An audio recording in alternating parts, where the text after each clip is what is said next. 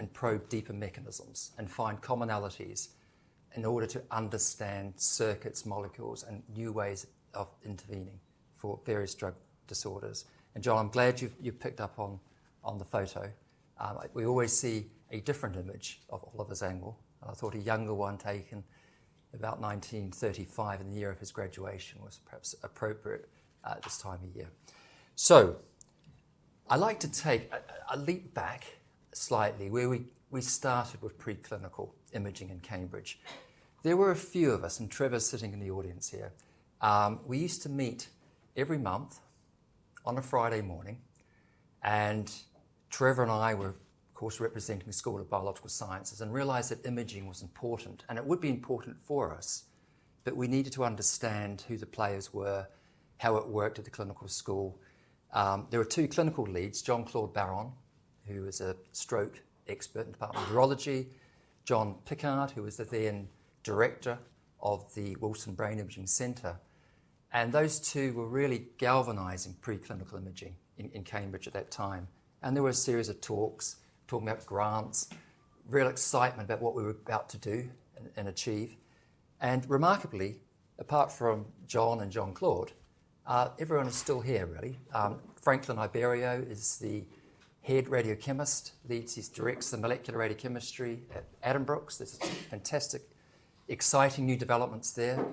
Adrian Carpenter, Steve Suriak are all MR physicists. Tim Fryer, I could not find a photo of Tim. He's a shy, reclusive MR physicist, but he was absolutely instrumental in starting the PET research in our groups. Anthony Davenport, of course, Trevor, Liz Warburton, were all there in those early meetings. And what we had a rather modest micro-PET. This micro-PET was a P4, it's P for primate, and it was actually given to us, I think, from a drug company for nothing. And what you can see, that we've kind of narrowed it down here, this ring scintillation detectors. And essentially what you do in a very small environment of a micro-PET system is you place an animal into the bore of the scanner and you make a radioisotope which is unstable. It emits gamma radiation, and that gamma radiation is emitted from the skull and ends up in one of these scintillation detectors. And a scintillation counter basically emits pulses of light, which is used as the basis of detection.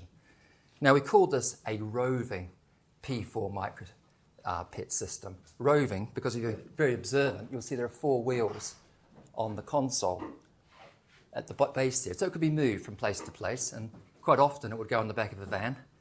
And in fact, it was moved to the combined animal facility in the early days. And the problem with that was that moving the scanner wasn't the issue, it was making the radioisotope. At the WIBIC, we have a cyclotron, which is like a mini hadron collider. You can make these very unstable radioisotopes. But in those days, it was mainly around carbon-11, which is incredibly unstable. It has a half-life of just 20 minutes. So you imagine, as soon as you make this very expensive radioisotope, this is what, a mil or two, by the time you get it from Addenbrooke's to the combined animal facility, it's already almost decayed. So we ended up making it extremely hot, racing it down in a van to the combined facility and having everything doors open in order to inject this carbon-11 radio tracer. Exciting days, but it really wasn't sustainable. So about 15 years ago, we moved to the laboratory for molecular imaging, not to be confused with the LMB. This is the LMI, and this is on the Forvey site. And my lab was basically in blue at the top. In red was the radiochemistry laboratories. In the yellow box, we had an MR scanner, a micro-PET system, and we thought we were made. This was absolutely fantastic. We had lots of things, and we were next to the cyclotron. And in those early days, a lot of innovation was going into making it in the radiochemistry. So we stopped using carbon, and we used fluorinated compounds. F18, much longer half-life, 120 minutes. So actually, you could get much more bang for your buck, and that's important in PET because PET is incredibly expensive. Every tracer you make is £3,000 to £5,000, and it's gone in 2 hours. So it's a technique you really have to have everything coming together at the right time. Unfortunately, this building, sadly, is being decommissioned because it's got the wrong type of concrete. But there is an upside to this story. Well, I must tell you about this.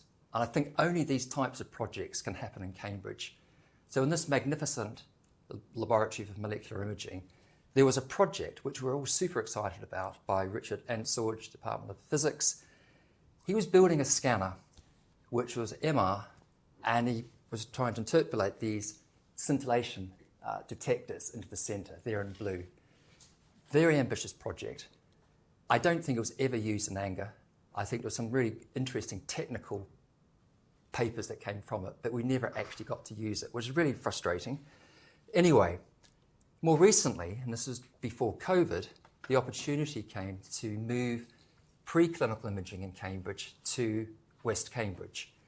And when I arrived in Cambridge in 1996, the building, the A-frames of the building to the right is the Innes building, and that was the only building behind the vet school.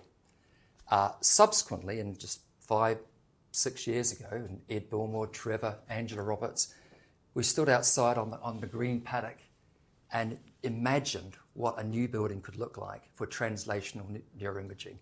And indeed, it was built. The School of Biological Sciences dumped up the money. We bought a new scanner for just shy of £3 million. And the stakeholders are there: Ed Bilmore, Angela, Steve Soriak, Trevor, myself. And there's our scanner. It's 9.4 Tesla. What I've discovered with high field, high resolution MRI is extremely expensive. It's basically a swimming pool of liquid helium, which you need to replenish.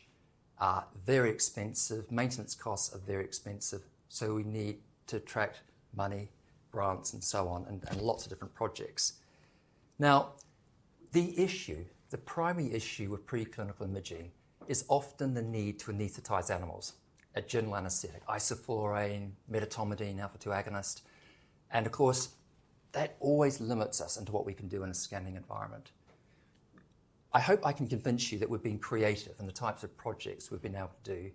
And in fact, we've just got a new dedicated license now which allows awake imaging in the scanner, head fixed. So there are some things we need to tweak to get this going, but it will negate the effect of a general anaesthetic nonetheless. It hadn't stopped Brookhaven. Brookhaven innovates. They're innovators. This is a portable ring of scintillation counters on a rat. Those of you who work with rats will know a rat weighs somewhere between 200 and 300 grams. This scanner is roughly 200 grams. So imagine a payload on your shoulders of about 75 to 80 kilograms, and then imagine trying to do some behavior. I think you'll find behavior under these conditions are quite constrained. So we're stuck with using a general anaesthetic, but I want to show you examples where actually it's been really important and how we've then gone on to establish deeper mechanisms. And if we look at our place, our position in discovery science, the way this world is going now, it's about patient-centered research. It's about high-volume data. It's often isolated systems, organoids, very deep genotyping, very deep phenotyping. And at the other end, you have clinical research, population groups, where you're stratifying, identifying common features, asking questions, but constantly finding resistance about how far, how deep you can go with the mechanism. We sit in the middle where we use scanning protocols which sit and bridge both ends. We can ask useful biological questions, and we can use techniques which have the power for intervention and causality. So, my own research, I think it's naturally evolved into an interest, a deep interest in stress. It seems stress is everywhere. It affects all of us in different ways. And the pioneer, of course, was Dalley, the general adaptation syndrome, a model which described the processes by which stress affects the human body. We all have a helpful first stage, which is alarm.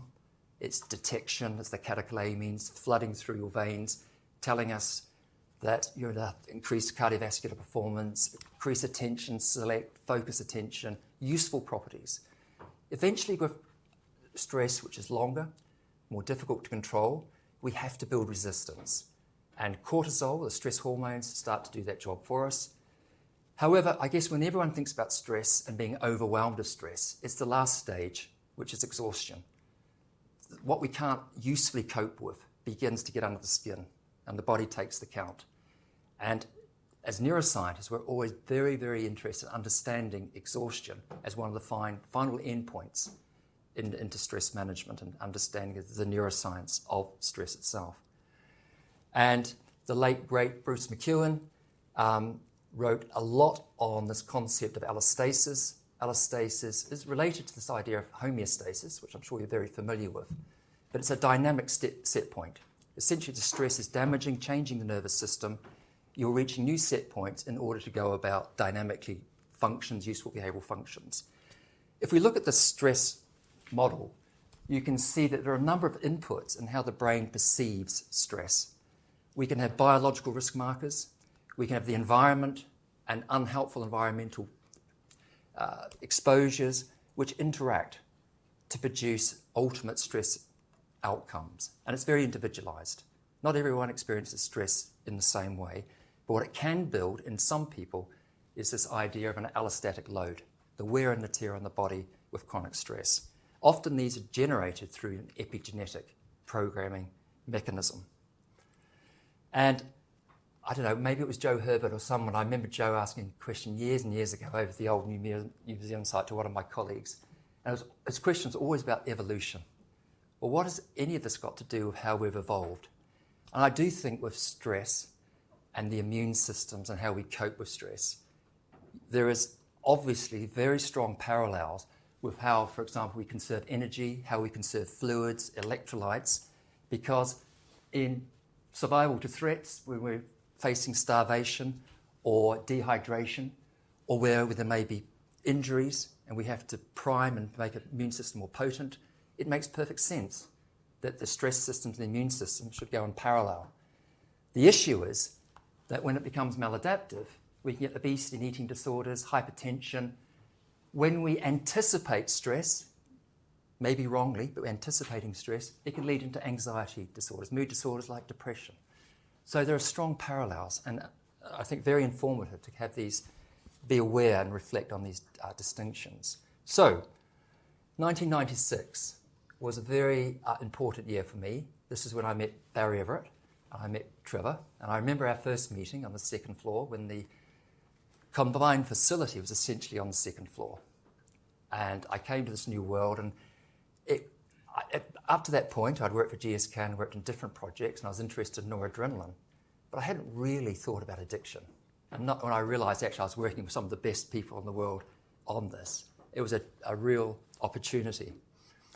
And the way I think about stress and the way many of us think about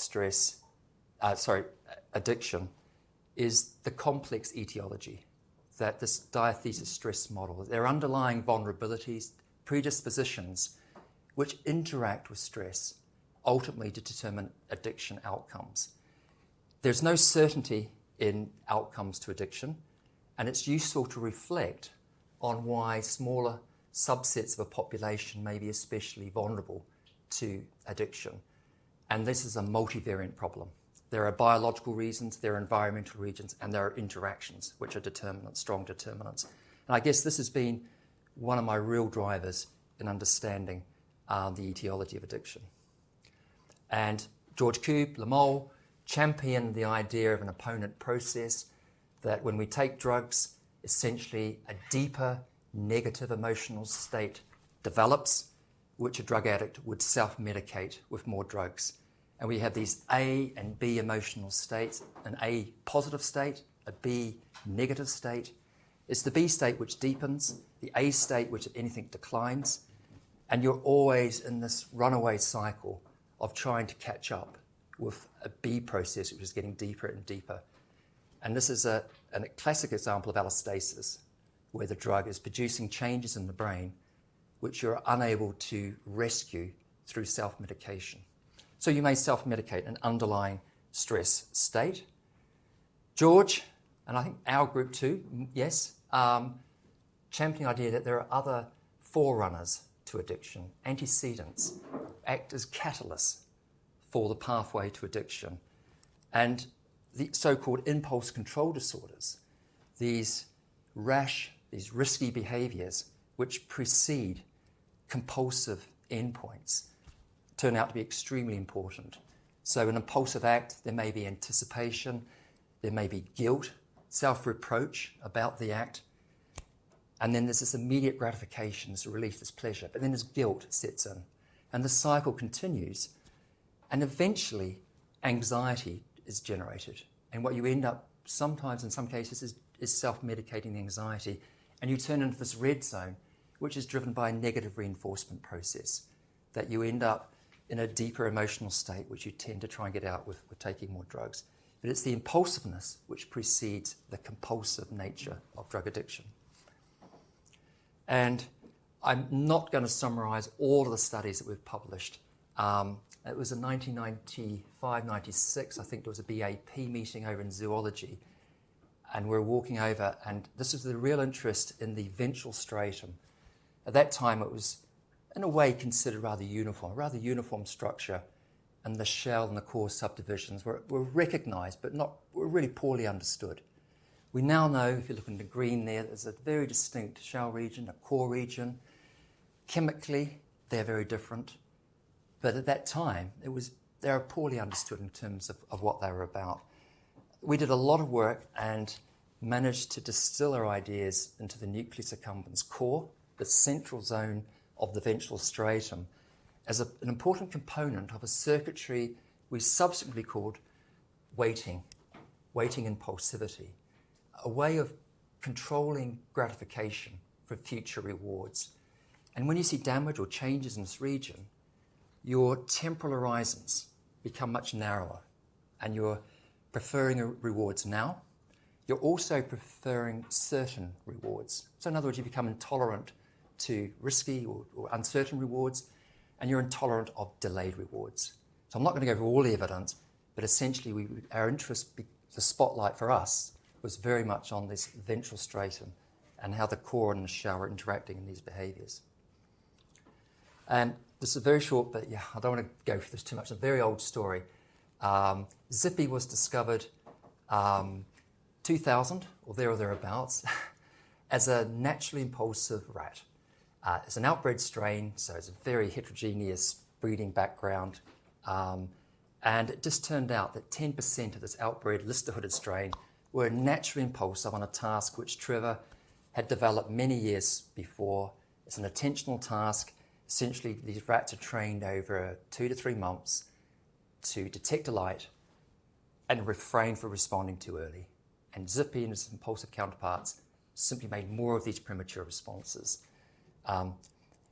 Now it's been translated, so there's talk about translation. Valerie Voon and others have developed similar tasks where human participants would have to wait or at least inhibit responding for target stimuli on a touchscreen. Exactly the same type of task.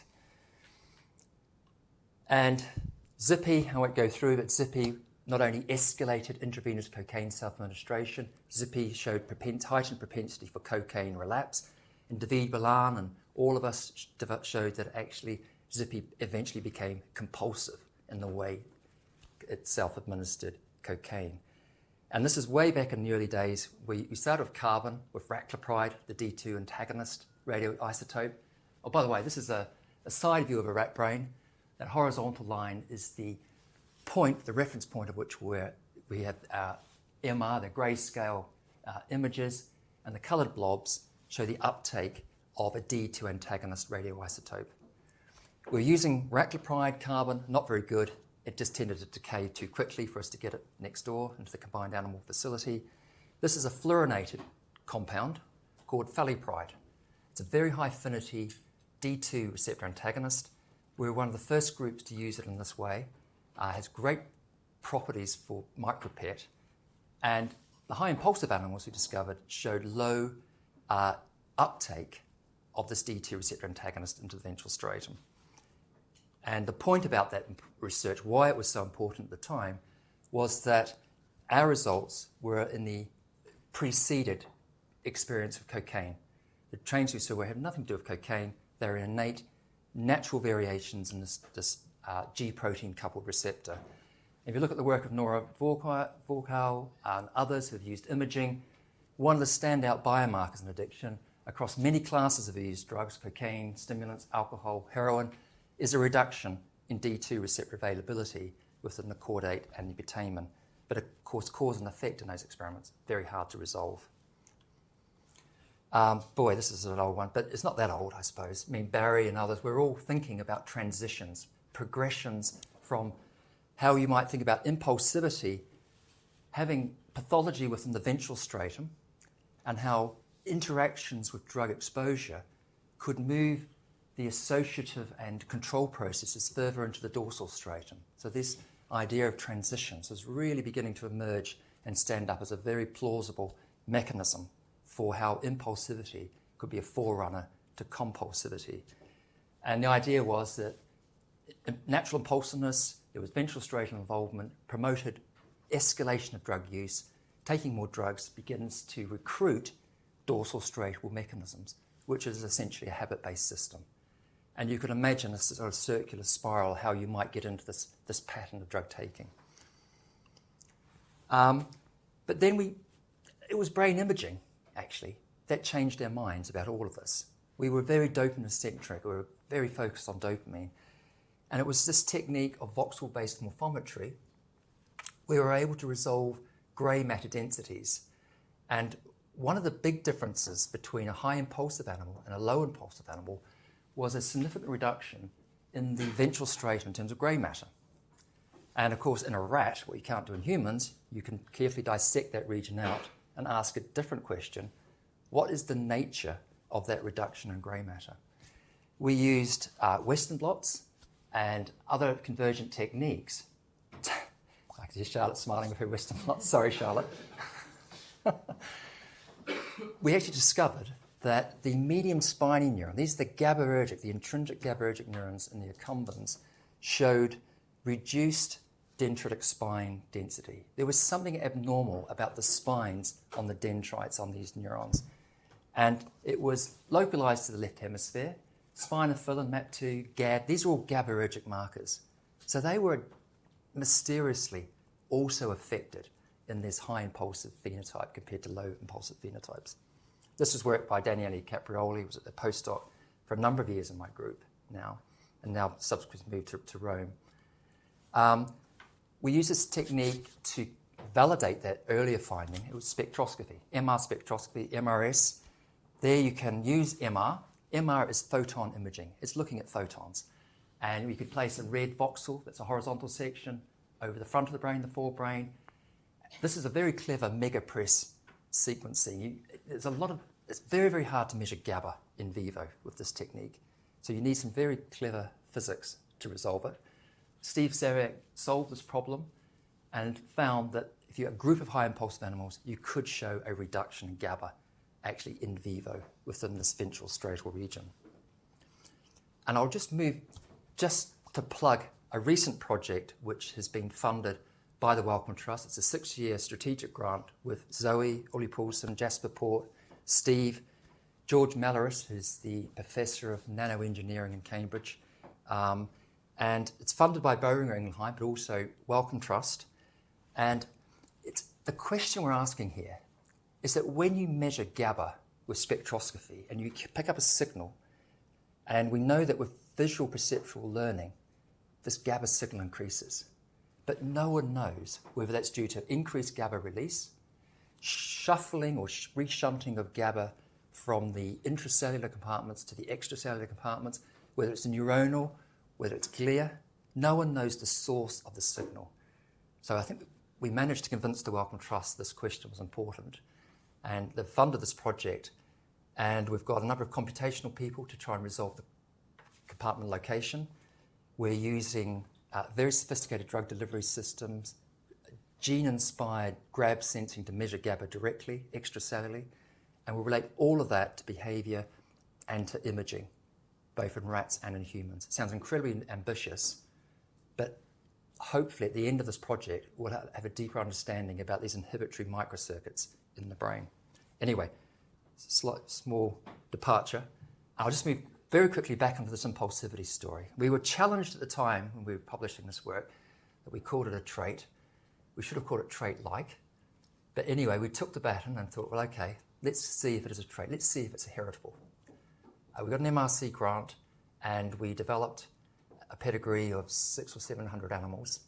And we used a classic approach of taking high impulsive parents, looking at their offspring. We took low impulsive parents, looking at their offspring. And then with Tim Aitman, who was at Imperial at the time, now at Edinburgh, we did well, I'll go on what we discovered, but you can see that there is a significant relationship and transmissibility of this trait of impulsivity, which is carried from family to family, and you can enrich this trait of impulsivity. And we've used a gene microarray approach, looked at 8,000 genes, which have been implicated in the impulsivity networks in the brain, and extraordinary, after all these generations, all these hundreds of animals, you would have thought we would have picked up hundreds of genes that were differentially regulated. Actually, what it came down to, and with validation of our experimental approach, one gene of great interest, HBB, which is the hemoglobin, the beta sheet of hemoglobin, which is responsible for oxygen transport into neurons. It was the only gene in the nucleus accumbens which was differentially regulated that had any explanatory value for us. We kind of left that hanging, but now I've noticed in literature that there are a number of studies popping up in Parkinson's disease, in dopaminergic, in GABAergic neurons, showing differential expression of the beta-globin sheet within hemoglobin. So what the working hypothesis, and again this has come from brain imaging, we would never have got to this point if we didn't have a scanner that told us where to look. So now with this, our idea is that there is a sensitive period of development. There are processes of oxidative stress. By the way, these medium spiny neurons are physiologically vulnerable. During late infancy, adolescence, they're particularly vulnerable. So the idea may be that with this mutated gene, there is a compromised oxygen transport system at play that reduces the number of spines within these mediaspinal neurons and can generate the behavioral phenotypes of interest. And actually now there's more examples now of hemoglobin being picked up in Alzheimer's, Lewy body dementia. It's been an unreported phenomenon that everyone's just assumed is a vascular problem. Actually, it's a vascular neuronal transport problem that may be played of some of these disorders. And another paper we published was on myoinositol. A bit of an incidental finding for us. It was picked up with imaging, MRS, as a cortical biomarker of impulsivity. It turns out that myoinositol is an important signaling molecule for oxidative stress. If you have too little, oxidative stress is much more likely in cortical neurons. So some of these mechanisms are now potentially coming together. So where are we going with this project? Well, magnetic resonance imaging also can segment myelin and grey matter, and we've become recently extremely interested in myelin as one of the explanations for some of these traits of interest for addiction. And we're finishing a study now looking at whole brain in vivo MRI and using ground truth histology. So looking actually at the protein and actually saying, in a cortical region, is there a relationship to what we see in the scanner to what we see actually with histology? The big stuff's easy. In the yellows is corpus callosum. That's easy. It's the stuff in the cortex, which is much more difficult. And you need very deeply resolved histology to pick that up. But there is a stress story around the development of these cortical striatal pathways. And the London group have published several papers. This is a very interesting paper looking at impulsive-compulsive traits across the developmental span. And the take-home message here is that there are some caveats here. This is a Barrett impulsivity scale, so it's somewhat subjective. But nevertheless, if you show higher impulsivity, you're showing reduced myelination of these corticostriatal pathways. And there's quite a tight relationship between those two parameters. Okay. In terms of addiction, we always get into this issue about how you diagnose addiction. And of course, we're reliant on a book, which is not perfect at all. It's a classification system. It ignores comorbidities. There are significant issues with it. But nevertheless, it has evolved from a story or a diagnostic narrative around tolerance and withdrawal, there's something more psychologically interesting around choice and continuation and persistence despite recurrent harm and knowledge of harm. And so if you look at some of these items like 8, continued use despite social and interpersonal problems, recurrent use in hazardous situation, there's knowledge about personal harm, but they continue nonetheless. And you can determine severity by the number of points and so on. We published a paper recently, Global Open Access Biological Psychiatry. This was a brave experiment, a difficult experiment, a longitudinal study. So it involved a large number of animals. We used longitudinal MRI. So one of the big advantages of brain imaging, non-invasive brain imaging, is you can scan early and continue scanning throughout the life course. And then you can use almost like time-lapse to see how things develop. So we started at postnatal day 21 in these animals, just 3 weeks. It's just a tiny, tiny, almost pup in the scanner. And this 9.4 scanner has incredible detail, even at this very, very early developmental stage. For this study, we've used postnatal day 63. These are young adult rats, about 200, 220 grams. And what we did in the study was to run these animals through a battery of tasks, measuring impulsivity, novelty seeking, eventually looking at compulsive drug seeking. And we could determine which animals would become future compulsive drug takers and which ones didn't. Okay?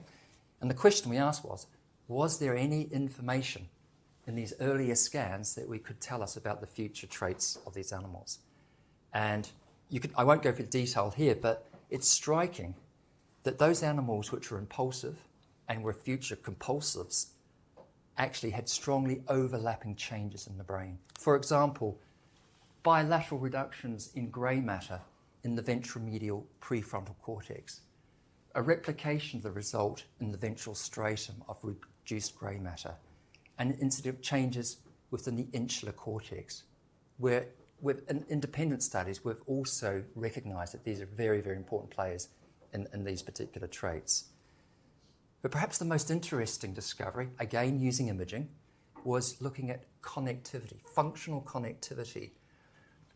In what you do with functional connectivity, if those of you are not using this technique, you can pick one region and any number of other brain regions and extract the hemodynamic signal. And what you do is you look at the correlational strength between the bold in one region and compare it to another brain region. And if they're strongly correlated, we assume there is a strong functional connection between those two structures. If we look in figure C, on the x-axis, compulsive cocaine seeking, these are animals which are showing more compulsive behavior, versus connection strength between the prefrontal cortex and the dorsal medial stratum, you can see that when that circuit is functionally hypoactive, it predicts compulsive drug seeking. And that's a phenomenal discovery in a sense that none of this is to do with the cocaine. It was pre-existing. Those changes in terms of how the prefrontal cortex is communicating potentially with the dorsal medial region, the caudate, is already underactive. And I think to validate this finding, this is Karen Oesch in Department of Psychiatry, a good friend and colleague. She did a wonderful experiment involving families, siblings. One sibling was addicted to a stimulant drug, the other sibling was not, but there is a shared familial environment. Really amazing experiment, and carried out an extraordinary functional MRI study in all these sib-sib pairs in these families. This is a summary that was published in Science that accompanied the article. Essentially, there is a story around the individual which was addicted inherited more risk markers and fewer protective markers. So the balance was offset, that the sibling that was addicted picked up more of these risk alleles, risk variants. And then the non-addicted, unrelated, fewer risk markers and more protection factors. Right? Great study. But the really standout result for us at the time, and it was published just before we finished our study, but we're going in parallel. Karen used a seed-based approach, and she placed the seed of her functional connectivity analysis within the ventromedial caudate, and then looked at frontal cortical regions. And if you look at the main result, this is the two siblings. One sibling where there's no stimulant exposure, prior stimulant exposure, and another with the stimulant exposure. So in other words, they've got familial risk. Both siblings have reduced functional connectivity strength between the prefrontal cortex and the caudate. It's an end of phenotype which sits alongside this vulnerability for addiction. And in a way, it's validating exactly what we've found in rodents with real-world drug taking in humans. Okay, how are we doing for time, John? You have 20 minutes. Oh, good, that's good. So I want to move on to another area which is, for us, has become really exciting. It's moving in different directions. And what I love about Cambridge is you get to meet lots of interesting people who do things which you have no idea about, but you get to talk to them. When I came here to Cambridge, we were working with social isolation, rearing in rats. This is an early developmental form of deprivation of social play. And if you do that during critical periods like adolescence, it leads to very persistent behavioral, immunological brain changes as adults. And we know from a huge number of studies in humans that early life adversity, adverse child experiences can have very, very dramatic effects on the developing nervous system. Cortisol, of course, is an important signaling hormone in this process, leading to changes in brain structure, leading to persistent changes in how mood and emotional states are regulated. And we're recognizing how accumulated stress impacts across the lifespan play into this. So some people are proponents of single stress ideas, that early stress is sufficient. Our view now is that it's not necessarily always sufficient, that you need additional stress to interact with that vulnerability that's set up early in life, but I'll come to that. And there are, for example, remaining the orphan story, which of course, neglect. There was a published brain imaging study in London looking at volumes of hippocampus and amygdala, Edmund Snooger-Bark. Very underpowered. I think when you look back on brain imaging studies, you tend to find that they're very underpowered. Anyway, they're quite a large effect size. These are very, very deprived kids, and there were very dramatic changes in the volumes of these temporal lobe structures. And we've been very interested in how cortisol and how early stress impacts the developing fetus. It can be prenatal and it can be postnatal across that very sensitive period of development. Kanwar Verdi, in collaboration with Glenda Gillies, it wasn't a chance discovery because there was a number of studies leading to this view that during embryonic day, 16-19, when dopamine neurons leave the neural tube and become fated as dopamine neurons, that is a period where these neurons are particularly sensitive to circulating cortisol, which is lipophilic. So any stress in mum can quickly pass the placenta and affect the developing fetus. What we did in this experiment, we gave the mum dexamethasone, which is a synthetic glucocorticoid. It looks like cortisol, and it was very, very low exposures for 3 days, only in the drinking water of these pregnant rats. We then looked at the offspring, and we used histology, tyrosine hydroxylase immunohistochemistry to resolve the number of neurons within the substantia nigra and ventral tegmental area. Astonishingly, this early exposure to dexamethasone was sufficient to almost double the number of dopamine neurons, particularly in the ventral tegmental area. So you immediately begin thinking about how early stress, how dysregulated cortisol can have extremely powerful effects on the resultant monoamine populations in the brainstem. And as I mentioned, there is a lot of interest in deprivation, social isolation during adolescence, but one of the approaches we've used is a maternal separation stress, which I'll come to in a minute. But before I get there, we all need a hypothesis, a mechanism, before we get into this. One of the ideas, and working with Ed particularly about the inflamed mind, was that depression may have an inflammatory basis. And the idea is that if we're subjected to chronic stress, high levels of circulating cortisol, that cortisol can reprogram monocytes in bone marrow, in the spleen, and they're programmed to become insensitive to cortisol. So the GC receptor downregulates, they become insensitive to cortisol, and they change their properties. They start excreting chemokine chemicals. Those chemokines eventually allow the endothelium, or the blood-brain barrier, to become leaky, and these monocytes go into a place they should not be, straight into the nervous system. In parallel, you have local microglial activation happening. So there's a convergence of inflammatory signals from the peripheral immune systems into the CNS. This is the so-called Weber hypothesis, which a lot of people are looking at as an explanatory mechanism for how chronic, unremitting stress, poorly controlled stress, can lead to depressive phenotypes. And I'll just make the point very quickly about sickness is a normal response to infection, that people with sickness and infection would retire to bed, and that's adaptive to do so, social withdrawal. But all of the features of sickness resemble depression. When you look at anhedonia, malaise, hypersomnia, anorexia, they're almost inseparable in terms of diagnostic features. So I always make the point that as stress release is cortisol to cope, sickness promotes these pro-inflammatory cytokines to cope. Anyway, the study about just to mention the results of very quickly was funded by GSK. They had a big interest in immunopsychiatry and looking at new targets for treating inflammatory depression. Ethan Dusha, who was funded by the Gates Foundation, worked on this project in my group. We used a maternal separation procedure. Essentially what you do is you isolate pups from postnatal day 5 right through to postnatal day 19. And at 19, it's the start of adolescence. During that period of intermittent deprivation, it can lead to very persistent outcomes in terms of adult behavior. And one of our interests was using brain imaging, looking at immune markers in the blood, using battery behavioral tasks.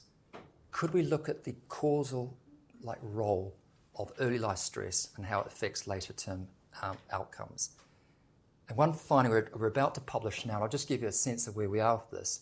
It's a remarkable discovery that if you subject an animal to early life deprivation, 9 months later, use cytometry so you can separate different immune cells in the blood, you can see strong sexually dimorphic changes in how neutrophils are recruited. And so you can look at different monocytes. I'm only showing you a snippet of the data here. But there's a memory already housed within the immune cells, which is captured.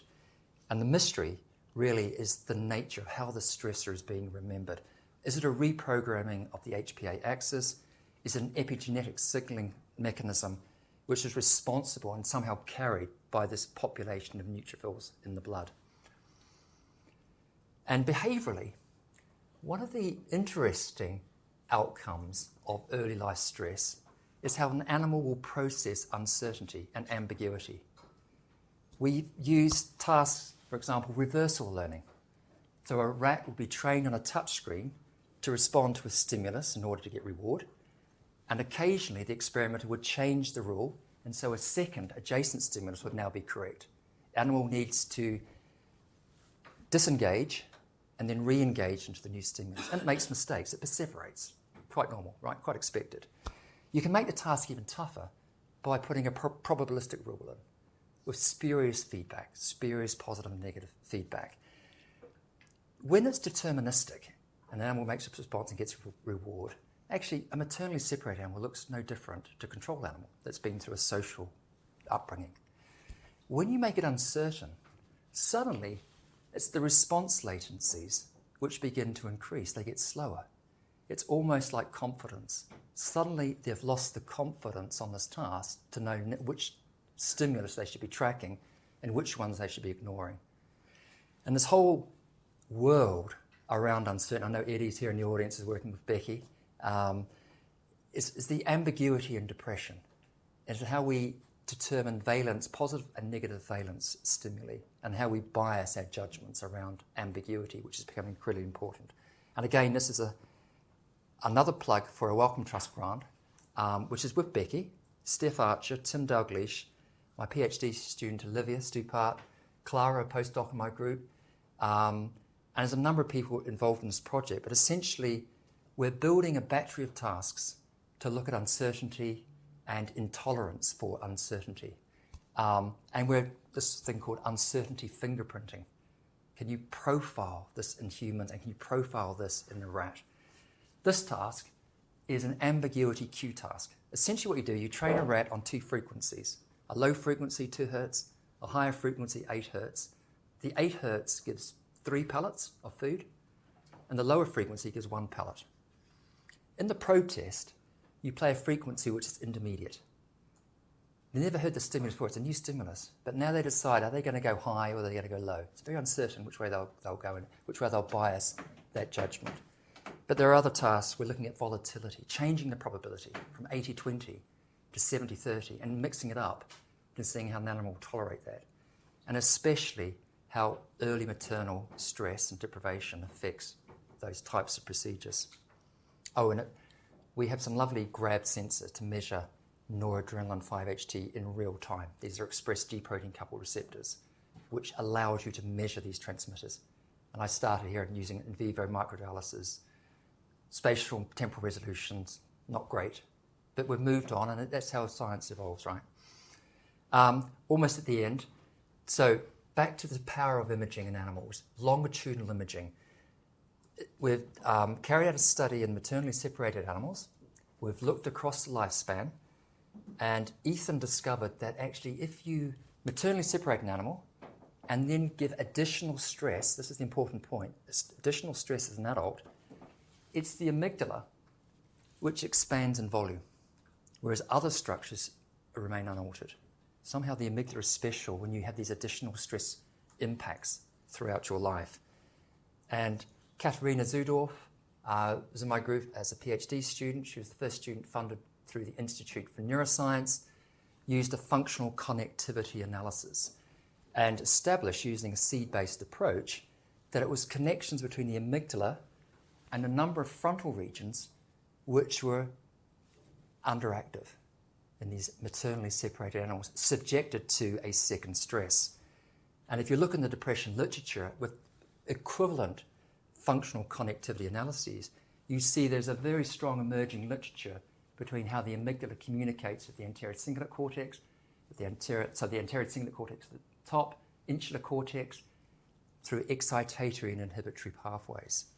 So, final thing coming up, we're able to use another technique, and again it's come through our knowledge of imaging that's told us that this amygdala to prefrontal circuitry is somehow affected by stress. We've used bulk RNA sequencing. By that I mean we've taken out the prefrontal cortex and the amygdala, and we've looked across the entire genome of all the RNA transcripts and used that, aligned that to the library in the rat genome. Big job. Big bioinformatics job to do. A really important finding has popped out for us. And Mary Ellen Lionel, who's a clinician, psychiatrist in the Department of Psychiatry, has been leading this project with us. She's used a gene set enrichment analysis. And actually, all of these genes, none of them are differentially upregulated or downregulated with stress. They're actually as a pathway in the electron transport chain. In mitochondria, are all upregulated by early stress plus additional stress. So every one of these is involved in conversions of ADP to ATP. Remember those happy biochemistry days about the Krebs cycle, pyruvate? We're getting back to mitochondria in the prefrontal cortex and asking the question, what does signaling in this structure actually do in terms of top-down cognitive control over stress? And we don't know whether this is a compensation. The prefrontal cortex is being asked to work harder, so you get more biogenesis of mitochondria, or there's no change in the number of mitochondria, they're just working harder, right? Just 2 ideas there. But essentially the idea would be that this top-down control is somehow compromised. Now, I was searching in Cambridge for years and years and years for someone who was doing a functional assay of mitochondrial function. Bizarrely, just before I get to that point, this whole idea is very hot. Carmen Sandy, now they've also on to this idea that it's the mitochondria in these neurons we should be looking at, where perhaps the real information is being housed about how systems compensate to stress. And they've found a number of really interesting markers within this electron transport chain. So there's the mitochondria. I won't ask you to go through all the biochemistry of this particular pathway at this point on a Friday. But getting back to collaborations and Cambridge and why they're so important. This chap, Andrew Murray, I didn't know existed. It happens that he works in PDN. Not only does he work in PDN, but if you know this building on the second floor, where we have our wet labs, it's just a short walk, literally 1 metre through the blue door, and that's where Andrew sits. I've been looking for this guy, and he's literally a metre away. Anyway, they're collaborating with us now. We have 80 new animals, stress, second stress. What does it do to functional dynamics of mitochondrial signaling? Remember, we've only got to this point through imaging. We wouldn't have got here without the imaging component. So what we've done is we've taken homogenates of the prefrontal cortex. We've used his really fancy equipment to now look at oxygen consumption, oxidative phosphorylation capacity, how it couples, you name it. He's got all the assays and ways of intervening with the system. And Lorenz, by the way, finishing his PhD, will be joining my group in June to carry on with this project. But they don't work with brain. They work with liver and heart and peripheral tissues. This is the first time they've actually gone into the brain. They did the first experiment. This is a textbook trace for this instrument. Basically, in blue, you're looking at oxygen consumption, and in red, it's the efflux of oxygen from this tissue sample. And you can put the substrates like pyruvate, ATP, glutamate, succinate to see stepwise increases. Rotenone blocks complex 1 and 2 in mitochondria. Lovely steep drop. Actinomycin A looks at non-mitochondrial respiration. So it's working. And in a few weeks' time, we'll have, I hope, a result that might tell us a little bit more about how early life stress interacts with later stress to change top-down control mediated through a mitochondrial signal. I'm out of time. I have an enormous number of people to thank. I've thanked a lot of people already, but Barry and Trevor, instrumental in my own career. Amy, David, all these people, Ed, and of course funding from the MRC, Wellcome Trust, GSK, and Bo Ring at Ingelheim have been incredibly generous for a lot of this research. So thank you very much.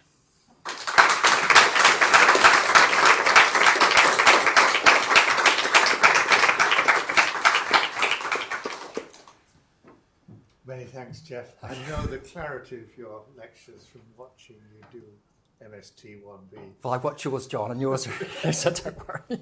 It's the joy of having them recorded, right? Yeah. Questions for Barry? Perfect. Jeff. Good, no questions. I was just going to make a comment that the probabilistic reversal task, of course, has been used by Barbara Sahakian and Wayne Drevitz in an fMRI study quite a long time ago, which really kind of backs up your point of view. I think they showed that functional connectivity, well, no, actually they didn't look at connectivity, they looked at fMRI analyses of prefrontal to amygdala function and found these were weakened in depressed patients who were not on medication. So that's quite that's important. Yeah. And additionally, corresponded to their failure to respond to spurious, in fact, their over-response to spurious negative feedback. In other words, in the 80-20 scenario, as you know, if you get a negative feedback, then the subjects will switch inappropriately. And these depressed subjects would switch their response away from the 20% reinforced stimulus. So I think that's an interesting vindication of the rodent model.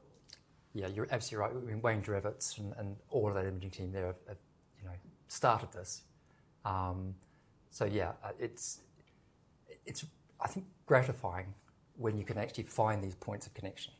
And I hope we can understand a little bit more about why the circuit is underactive in this way. Eddie, you had a question too? Or a comment? A very general question about, so you have a very long-standing interest in noradrenaline, and then worked with the tremendous work you showed on the striatum. I was wondering how these two systems meet. Where do they meet and can they meet? Well, it will meet. I mean, I've always been interested in noradrenaline. It's a classic Cinderella transmitter. It goes in and out of favour. David Nutt was interested, Claire Stampton Lund, we're interested in noradrenaline. I think it's interesting cortically. I think it'll be particularly interesting in the uncertainty as a signalling molecule that it tells us when an environment becomes unstable. Quite what it's doing to the neurons that it innervates. Is it just a reset signal? Is it a state change? Like everything's changed, now we reset and use a different network. There are lots of unanswered questions, but I mean, it can interact at lots of levels. I mean, I'm never localized research. We always think, and what imaging allows you to do is look globally. Problem with noradrenaline is you have to sample with photometry. That has to be a region of interest that you're looking at. And technically, it's quite difficult to look in lots of places at once. But anyway, it'd be good. Yeah, Mike. So there's evidence to suggest that there's non-monotonic function relating early life stress to resilience. Complete absence of stress in one's life leads to poor resilience, as does excessive stress. So there's a sweet spot that one could be in where one is maximally resilient. Are there any reflections of that neurobiology that you can speak to? Well, where we're going with this is that the single maternal separation stress was not sufficient to change the amygdala and that circuit. And to my mind, that registers as building a resistance or resilience-like phenotype. But it still is, there's a memory or a vulnerability. Some stress, of course, is necessary. It comes down to intensity, controllability, timing. You described an absence of detriment, but is there something that could, what is the mechanism? Undoubtedly, there are positive, we know there are positive outcomes in stress.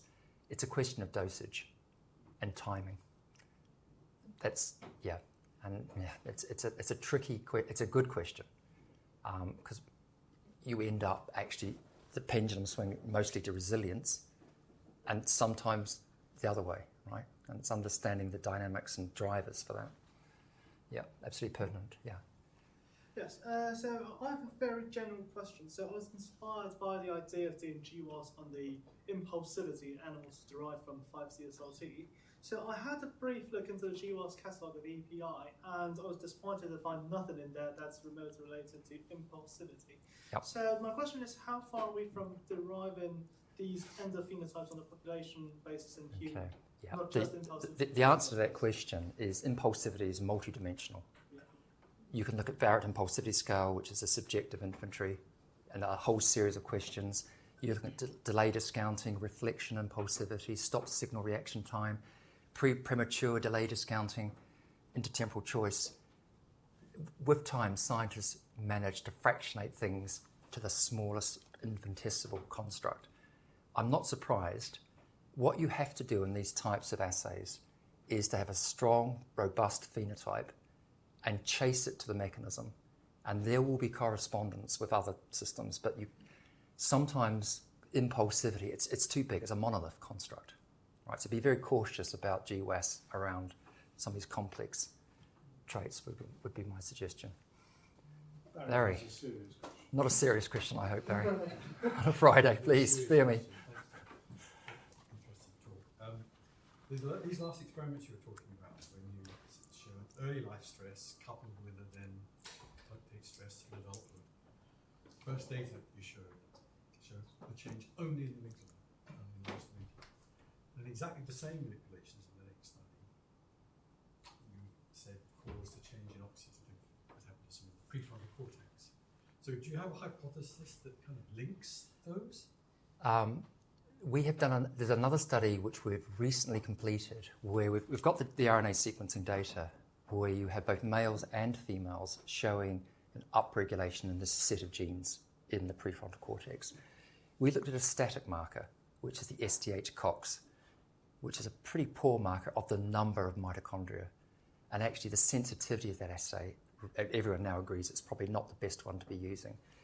The hypothesis, it's very hard to get away from a bell-shaped inverted U. that there is an optimal level of mitochondrial function that has some headroom for upregulation, but it can be overwhelmed. And there must be regulatory systems in play that means that everything then becomes compromised in a way. But we're not quite there yet. I think getting a signal, a functionally dynamic signal, and understanding more about the nature of this maybe presumed dynamic change. But why do those pairs of stressors cause a change in mitochondrial activity in the prefrontal cortex, but not in the amygdala? What we haven't done yet is looked at the RNA sequencing data yet in the amygdala. So that's to come. What Andrew Murray's group will do is actually we're removing prefrontal cortex, amygdala, and hippocampus. So in the same animals get the whole set of the stuff. Yeah. Good question. It's a tricky one. And I think until we get the data, it's going to be hard to speculate too much more. Just to come back to the concept of stress, it seems that stress should be fractionated as well, because obviously there are different types of stressor. Yep.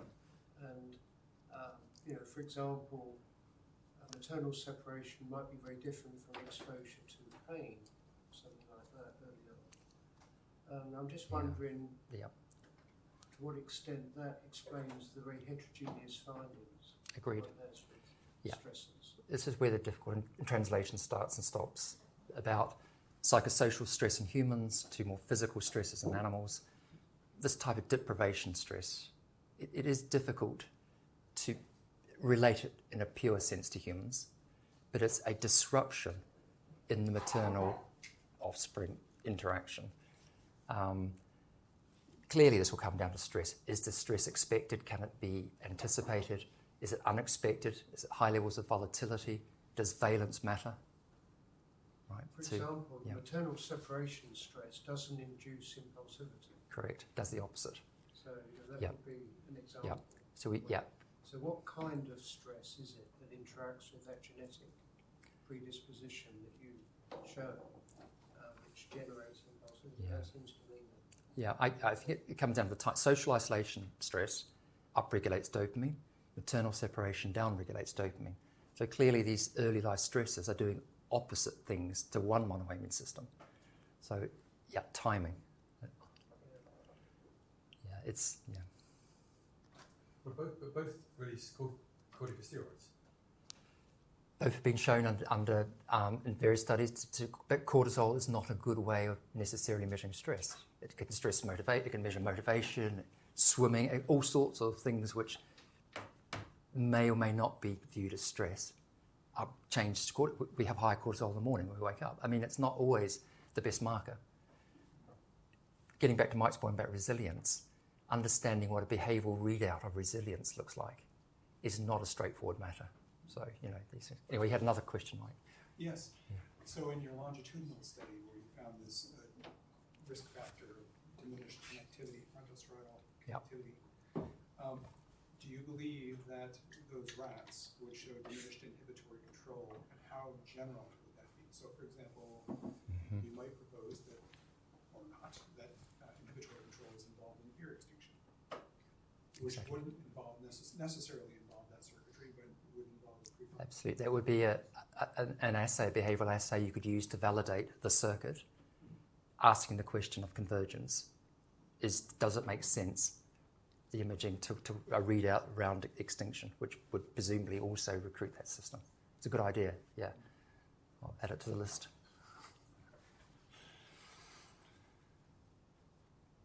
Okay, right. I think we're done, John? Okay. Down. Now, only yesterday, our noble sovereign, Charles III, recommended a strong drink as a good treatment for stress of having a large family. And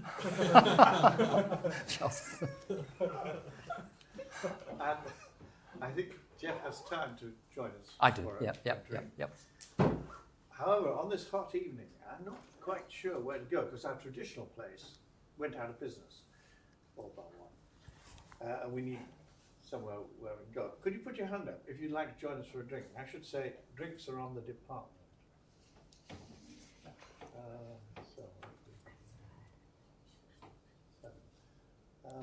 The old bicycle.